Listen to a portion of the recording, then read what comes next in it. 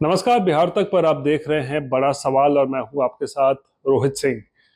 आज हम बड़ा सवाल में चर्चा करने वाले हैं कि आखिर क्यों 250 से भी ज्यादा जनसभाएं, रोड शो करने वाले, हेलीकॉप्टर में ताबड़तोड़ प्रचार प्रसार करने वाले और हेलीकॉप्टर को ट्रैक्टर बनाने का दावा करने वाले तेजस्वी यादव, जिन्होंने इतना प्रचार प्रसार किया, आखिर क्यों उनकी पार्टी इस बार वैसा प्रदर्शन नहीं कर पाई जैसा कि तेजस्वी यादव या फिर आरजेडी को उम्मीद रही होगी। क्योंकि जिस तरीके का ताबड़तोड़ रैलियां, जनसभाएं तेजस्वी यादव ने इस पूरे चुनाव के दौरान की है, शायद ही बिहार में किसी नेता ने इतनी रैलियां की हो।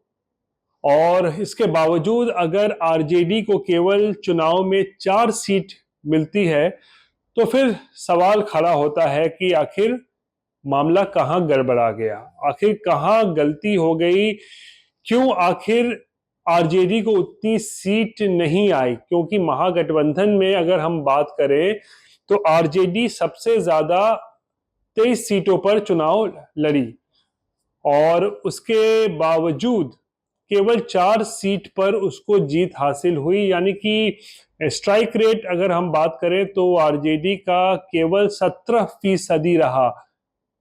अगर महागठबंधन के अन्य घटक दलों से तुलना करें तो संभवतः कांग्रेस का जो स्ट्राइक रेट है वो आरजेडी से बेहतर रहा। कांग्रेस ने 9 जगहों पर अपने उम्मीदवार खड़े किए थे और उससे 3 सीट पर जीत हासिल हुई, यानी कि तकरीबन 33%।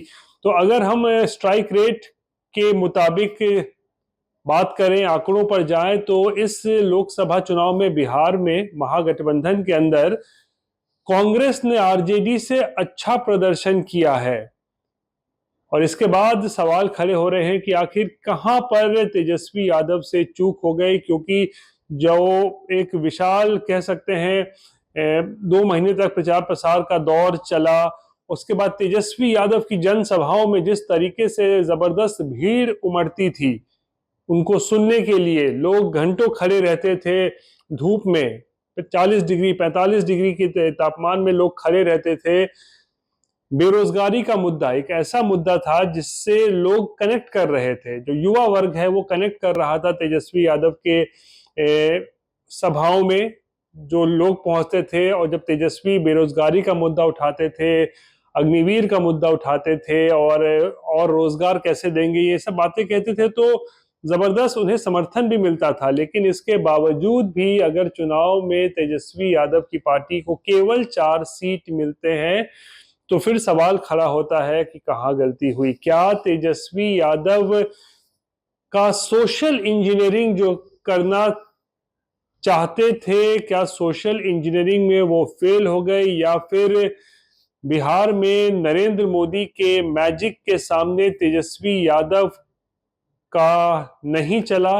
उन्होंने जो अपना एक सोशल इंजीनियरिंग बनाया था MY+K, इस बार कुशवाहा को भी उन्होंने जोड़ा था अपने उस MY समीकरण में, और काफी ज्यादा संख्या में कुशवाहा उम्मीदवार भी उतारे थे। लेकिन इसके बावजूद भी अगर बिहार में आरजेडी केवल 4 सीट जीती तो सवाल खड़े होना लाजमी है। दरअसल तेजस्वी यादव लगातार चुनाव प्रचार प्रसार के दौरान विकास की बातें कर रहे थे और बाप जो है BAAP, वो भी एक उन्होंने अपना एक सोशल इंजीनियरिंग करके बनाया था कि किस तरीके से बैकवर्ड हो या फिर अग्री जाति हो, आधी आबादी हो, पुअर हो, इन सबको मिलाकर उन्होंने एक व्यापक वोट बैंक बनाने की कोशिश की थी। लेकिन जो चुनावी नतीजे आए उसमें हालांकि पिछले बार की तरह खराब प्रदर्शन नहीं रहा, जब आरजेडी के 0 सीट आए थे, 2019 में 0 था। लेकिन इस बार तेजस्वी ने जो मेहनत की है तो उसके वजह से कम 0 से 4 पर आरजेडी जरूर पहुंच गई है। लेकिन महागठबंधन में फिर भी कह सकते हैं कि बहुत ही खराब प्रदर्शन आरजेडी का रहा है। कांग्रेस का भी प्रदर्शन जो है उससे ज्यादा बेहतर रहा है, और वहां यहां तक कि जो CPI-ML है उसका प्रदर्शन भी ज्यादा बेहतर रहा है, क्योंकि 3 सीटों पर CPI-ML चुनाव लड़ी थी और 2 पर उसे जीत हासिल हुई थी। तो यानी मानिए कि 66% स्ट्राइक रेट CPIML का भी रहा है। और अगर आरजेडी से खराब प्रदर्शन केवल दो दलों का रहा है महागठबंधन में, CPI और CPM, जिन्होंने एक एक सीट पर चुनाव लड़ा था, दोनों जगह पर उनकी हार हो गई थी। तो देखिए, ऐसा लगता है कि जो नीतीश कुमार के एनडीए में आने के बाद जो एक कॉम्बिनेशन बना, नीतीश कुमार का जो एक तकरीबन 36% का जो ईबीसी वोट बैंक है, जो उन्होंने अलग से बनाया था, जिसकी आबादी कुल 36% है ईबीसी, उसके साथ साथ जो गैर यादव ओबीसी वोट बैंक है नीतीश कुमार का, उसमें फिर दलित वोट बैंक तकरीबन 6% जुड़ जाता है।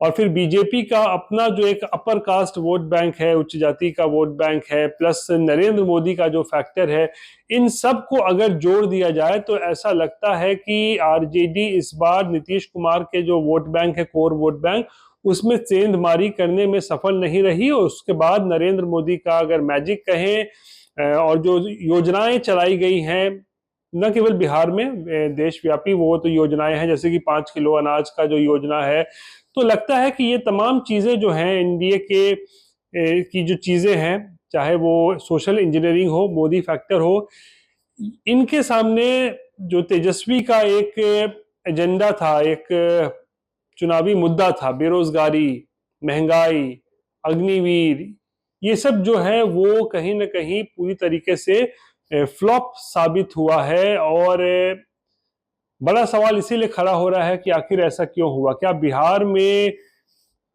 जो नतीजे आए हैं, क्या नतीजे वो एक दूसरे प्रकार के हो सकते थे अगर नीतीश कुमार महागठबंधन में होते? क्योंकि जैसे कि उत्तर प्रदेश में देखने को मिला है जिस तरीके से उलटफेर वहां पर हुआ है, लेकिन बिहार में वैसा उलटफेर अभी देखने को इस बार नहीं मिला है। और नीतीश कुमार और ज्यादा कह सकते हैं मजबूत नेता बनकर जो है उभरे थे। उन्हें अभी कुछ दिनों पहले कहें, कुछ हफ्तों पहले कहें, तो उनको एक तरीके से नकारा जा रहा था कि अभी आखिरी पारी खेल रहे हैं नीतीश कुमार, और बहुत तरह की बातें कही जा रही थी। लेकिन नीतीश कुमार के वोट बैंक के साथ साथ बीजेपी का जो अपना एक वोट बैंक है, upper caste plus Modi magic के सामने जिस तरीके से आरजेडी या फिर कहें महागठबंधन ध्वस्त हुआ है, वो चिंता का विषय है। चिंता का विषय इसलिए भी है क्योंकि तेजस्वी यादव ने अकेले अपने कंधे पर महागठबंधन के प्रचार प्रसार की पूरा बोझ जो है उठाया हुआ था अपने कंधों पर। कमर में दर्द था, उसके बावजूद भी लगातार तकरीबन महीने भर तक वो कैंपेन करते रहे। अब आरजेडी के प्रचार प्रसार यानी कि तेजस्वी के महागठबंधन के साथियों के लिए भी प्रचार किया, तो ऐसे में उनके जो साथी थे वो अच्छा प्रदर्शन कर गए तेजस्वी की मदद से। कांग्रेस 3 सीट जीत गई, CPI ML जो है वो 2 सीट जीत गया, 5 सीटों पर जीत हासिल हो गई, लेकिन आरजेडी खुद केवल 4 सीट ही जो है वो जीत पाई।